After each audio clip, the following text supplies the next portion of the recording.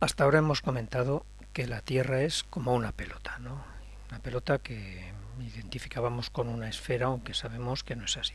Entonces vamos a ver qué es eso de que es una pelota o cuántas pelotas hay, ¿no? Cómo es en realidad la Tierra. Esto no es que empiece en una persona ni en una época en concreto, no, sino que es un continuo, ¿no? Un continuum, aunque nosotros identifiquemos logros con según qué personas a las que les debemos muchísimo. Por ejemplo, podríamos hablar en el siglo III antes de la era cristiana, antes de nuestra era, de Eratóstenes, ¿no? Cómo los griegos eh, pensaban que todo se podía expresar con geometría, lo cual, bueno, pues no es del todo falso. Este señor estaba en lo que era el imperio de los Ptolomeos en Egipto y tenía una cabeza impresionante. Se dio cuenta que en Siena, en el solsticio de verano, no, pues había objetos que no tenían sombra, no tenían sombra. Entonces, al mismo tiempo, si mides la sombra de un objeto cuya longitud conoces en otra ciudad, por ejemplo en Alejandría, pues esta diferencia de ángulo, de esta diferencia de grado supuesta a la Tierra una pelota esférica, pues determina la diferencia de latitudes entre las dos ciudades. Siena actualmente sería Asuán, no la Siena de Italia, sino la que había en Egipto. Bueno, en base a esas medidas de un arco de meridiano, él hizo pues un mapa de lo que para él era la Tierra conocida.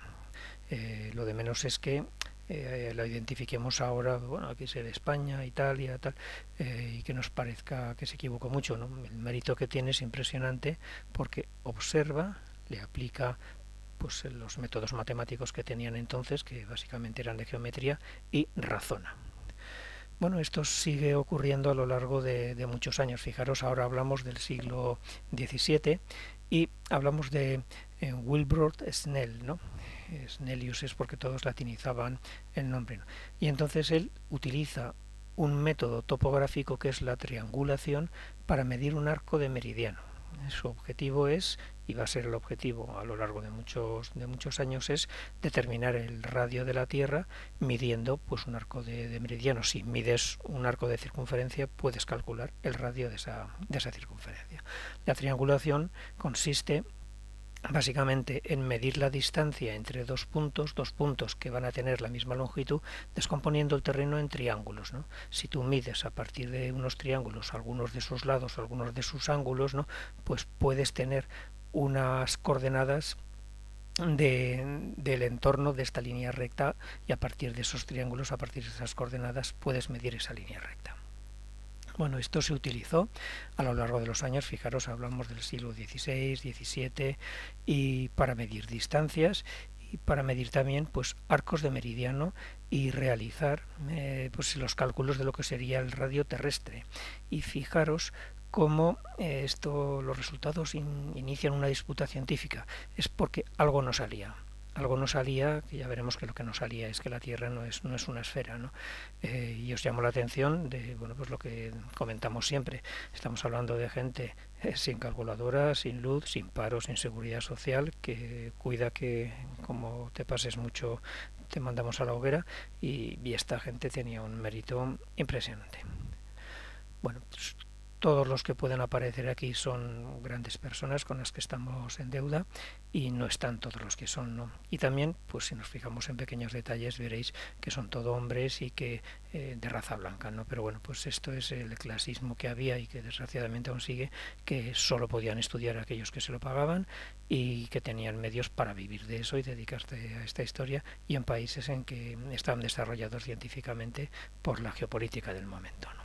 Bueno, a partir del siglo XVII y ahí hay figuras que ya nos suenan a todos de física, de matemáticas, no, Huygens o Newton, gente con una inteligencia brutal, a lo mejor como Newton más raros que un perro verde en su vida privada, ¿no? Pero a los que le debemos muchísimo, muchísimo. Podemos decir que a partir de él nace el determinismo científico, ¿no? Laplace llegó a decir, si una persona tuviera en su mente la capacidad de tener todos los datos, con las ecuaciones, con los datos, nada sería desconocido, ni el pasado, ni el presente, ni el futuro, ¿no? Porque pensaba que, bueno, pues esto era como un ordenador, ¿no? No es exactamente así, ¿no? Pero bueno, digamos que desarrolla Newton el, el, la gravitación universal y dice, no, la Tierra no puede ser una esfera, si gira alrededor de su eje de rotación tiene que haber pues más masa en el ecuador por la propia fuerza centrífuga, ¿no? Y un poco de achatamiento en los polos, y realmente así es, ¿no? Entonces el achatamiento lo miden con esta fórmula, ¿no?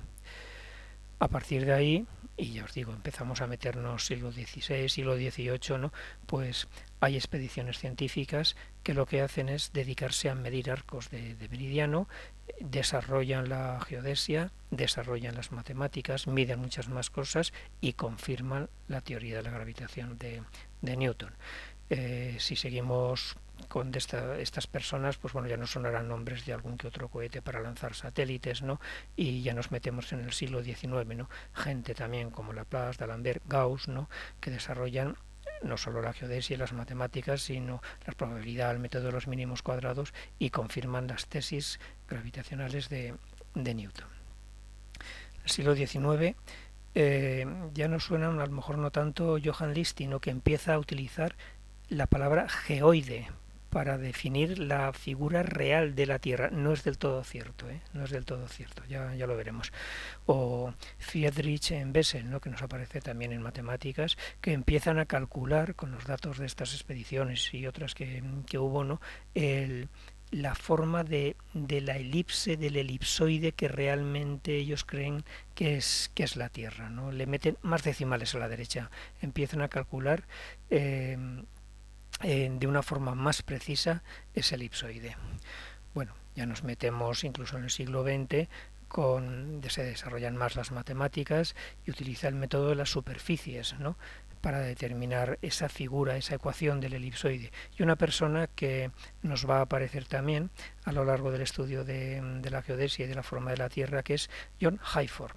Él desarrolla un elipsoide que lo aplica a todos los Estados Unidos. Él estaba allí, ¿no? Vivía de esto, ¿no? Entonces lo aplica para poder levantar cartográficamente, topográficamente, Estados Unidos. Lo que pasa que después se utilizó en otros países. Y fijaros, pues que bueno, tiene que orientar ese elipsoide y dice el eje menor, pues va a ser paralelo a la dirección definida por el origen internacional para el movimiento del polo, y va a tomar como meridiano de referencia, por motivos históricos, pues el meridiano cero, Lo que pasa que estos elipsoides eran pues para un continente, para Estados Unidos, eran locales, ¿no? Entonces ya en el siglo XX, digamos que en toda la Tierra se pone de acuerdo la gente y dice, mira, necesitamos definir una cosa global, ¿no? Ya con el desarrollo de satélites artificiales, también de ordenadores, y utilizamos redes globales de triangulación, ¿no? Y ya nos aparecen palabras como el VGS 84, ¿no? Que, bueno, lo que van a hacer es definir elipsoides de aplicación no local para una placa continental, para un país, ¿no? Sino para todo el planeta. Muy bien.